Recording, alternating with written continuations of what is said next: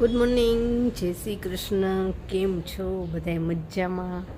મજામાં જશો. તો આજે છે ને થોડુંક મોડું કામ થયું બધું, કેમ કે કાલે છે ને ગોલ્ડી રાત્રે 2 વાગ્યા સુધી ઘરમાં જ રહી અને આખી રાત બહુ જ રાડું પાડી. રાત્રે 2 વાગે છે કે ગઈ અહીંથી સામેવાળાના ઘરે ગઈ. હવે આજે આવી નથી હજી, એટલે કાંઈ ખબર નથી હવે એનું શું થયું. એટલે કાલે ઉજાગરો થયો અને કેવીને વાંચતો હોય એટલે પછી જાગતા જોઈએ. કેવિનને છે ને દિવસનું વાંચવાનું ઓછું ફાવે છે. કેવિન કે મને રાત્રે એકદમ શાંત વાતાવરણ હોય એટલે રાત્રે જ વાંચવાનું વધારે અનુકૂળ આવે છે. એટલે રાત્રે મોડે સુધી વાંચતો હોય તો હું જાગતી હોય. એટલે આજે થોડુંક મોડું થઈ ગયું ને બધું કામનું મોડું થયું. અને આમ તો બધું કામ પતાવી દીધું, પણ અહીંયા જો ક્યારા સાફ કરવાના છે. પાંદડા અને અરીઠા બધું ભેગું થયું. જો બીજે તો બધી સાફ સફાઈ થઈ ગઈ, પણ આ ક્યારા બાકી છે. અરીઠા એટલા પડ્યા છે. જો અરીઠા રોજે રોજ વીણવા જ પડે. રોજ થોડાક ખેરા રાખા, એટલે સાથે પાંદડા હોય તો પાંદડા પાછા અલગ કરવા પડે. અને કાલે કોઈએ મને કમેન્ટ કરી હતી, ઓલો કચરો આપણે અગાસી ઉપર બહુ ભેગો થયો હતો અને બાળ્યો હતો ને, તો કોઈએ કીધું હતું કે તમે પ્રદૂષણ ફેલાવો છો, એમ કે એને ખાતર બનાવીને કાંઈ કમ્પોસ્ટ.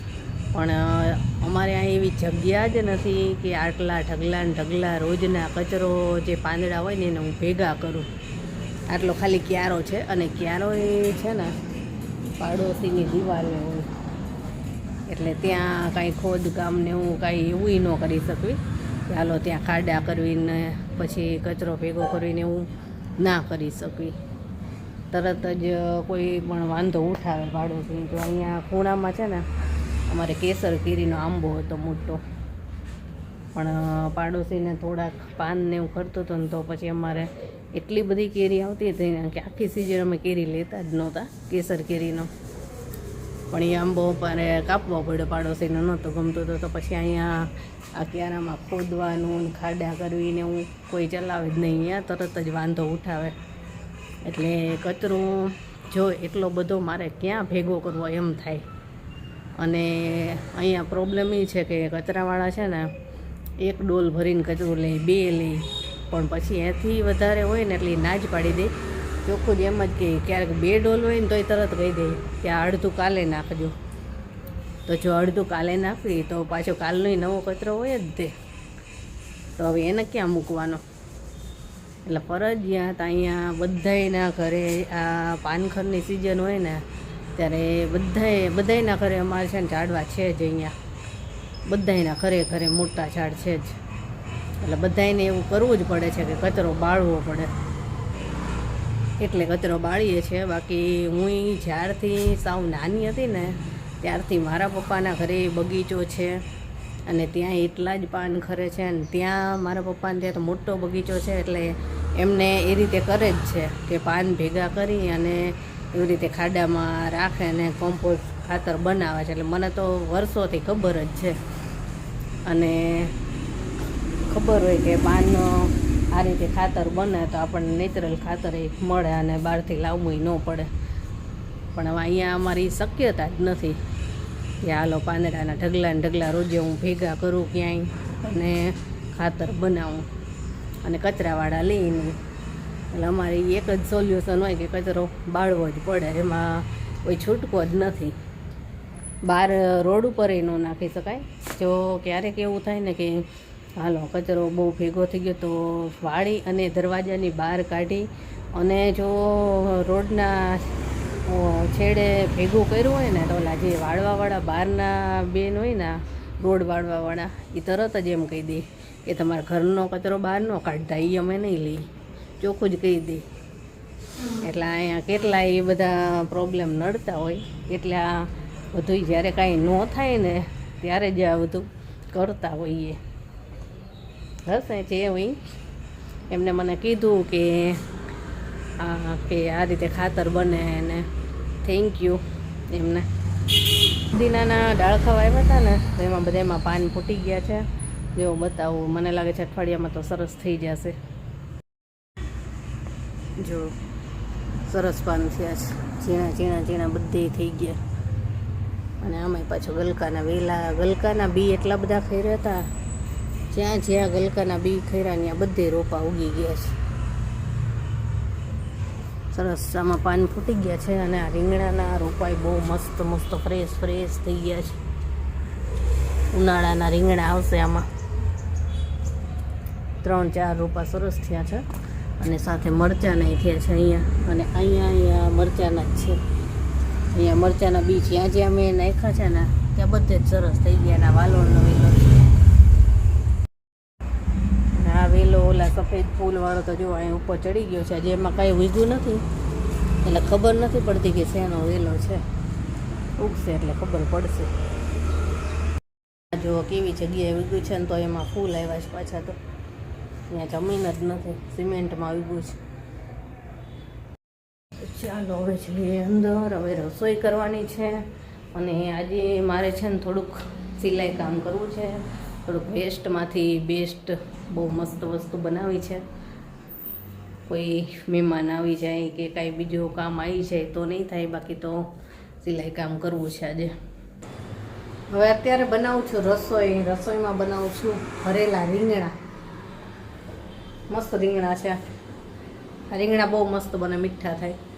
તો ભરેલા રીંગણા બનાવું છું, રોટલી બનાવું છું અને કોબીનો સંભારો કરીશ થોડોક. ચાલો ફટાફટ બનાવીએ.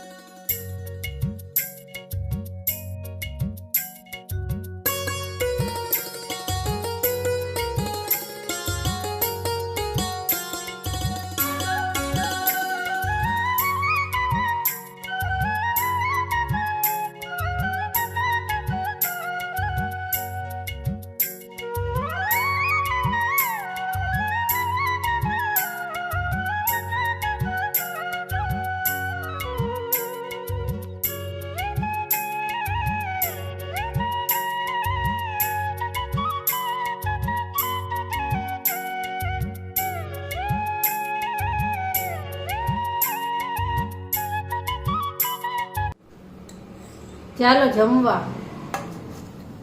ભરેલા રીંગણા, પછી કોબી, ગાજર ને મરચાંનો સંભારો કર્યો છે. છાશ ને રોટલી. સાદું દેશી જમવાનું.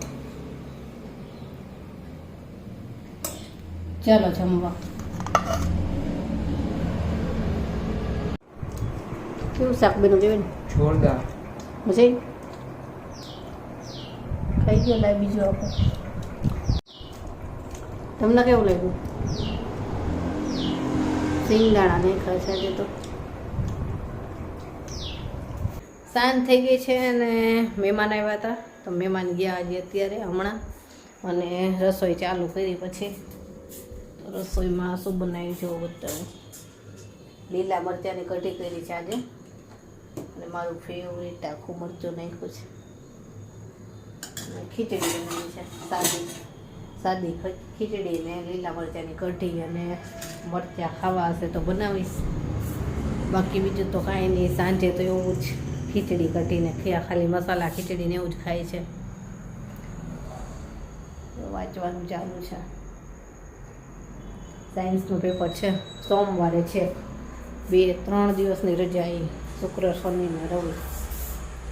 સારું ચાલો, હવે કઢી બની જાય અને મરચાં બનાવે તો બનાવી નાખું, અને પછી જમવા બેસવી. અને ગોલ્ડી તો આજે આવી જ નથી. આવે તો ખબર પડે કે બચ્ચા તો લગભગ થયા જ હશે. અને કાલ રાતે 3 વાગે ગઈ અહીંથી. આખી રાત એટલી રાડું પાડીને 3 વાગે ગઈ. આજે સામેવાળાને ત્યાં અવાજ કરતી હતી. હવે બચ્ચા ત્યાં કે નહીં કંઈ ખબર નથી, આવે ને તો ખબર પડે કંઈક. ચાલો જમવા. તો અમને આવી ગયા છે. હજી તો ફોન કરવા જ રહી હતી કે આવી જાવ જમવા. ત્યાં તો બહાર સ્કૂટર આવ્યું એટલે તો પડી ગયા સાથે સાથે. મસ્ત કઢી બનાવી છે, લીલા મરચાંની ખાટી મીઠી ખીચડી, મરચાં અને ભરેલા રીંગણાની રોટલી. હાલો મને કઢી નો ભાવે. આમને છે ને ખટાશથી એલર્જી છે, નફરત છે, એટલે મેં કઢી તો હું ખવડાવીશ તો ખરી, 1 વાટકી તો આપી દઈશ. હું જરાય નહીં ખાઉં. બનાવી હોય ને એટલે ખાવી તો પડે જ. મજા આવે કઢી. તો ચાલો બધા ભાવે નહીં તો ખાવે ને એટલે ભાવે. જમીને ફ્રી થઈ ગયા. ને જેની ને પપ્પા આજે સૂઈ ગયા વહેલા. જેની તો ક્યારોની સૂઈ ગઈ છે. અને આજે એનું છે ને આ ડ્રોઈંગ કરવાનું હતું. છાપામાંથી કે મેગેઝિનમાંથી કટિંગ કરી અને આમાં છે ને એવા જ કલરનું આ બધું ચોંટાડવાનું હતું. તો એ કર્યું મેં અત્યારે. જમીને વાસણ પોતાનું બધું થઈ ગયું ને પછી જો કેવું થયું. જૂના ન્યૂઝપેપર હોય ને એમાંથી કલરવાળા ભાગ હોય ને એમાંથી કટિંગ કરીને કર્યું છે. છોકરાઓને આવું નવું કંઈક આવતું હોય. તો સારું ચાલો, આજનો વિડીયો અહીંયા જ પૂરો કરીએ. કાલે મળીશું. Bye, good night.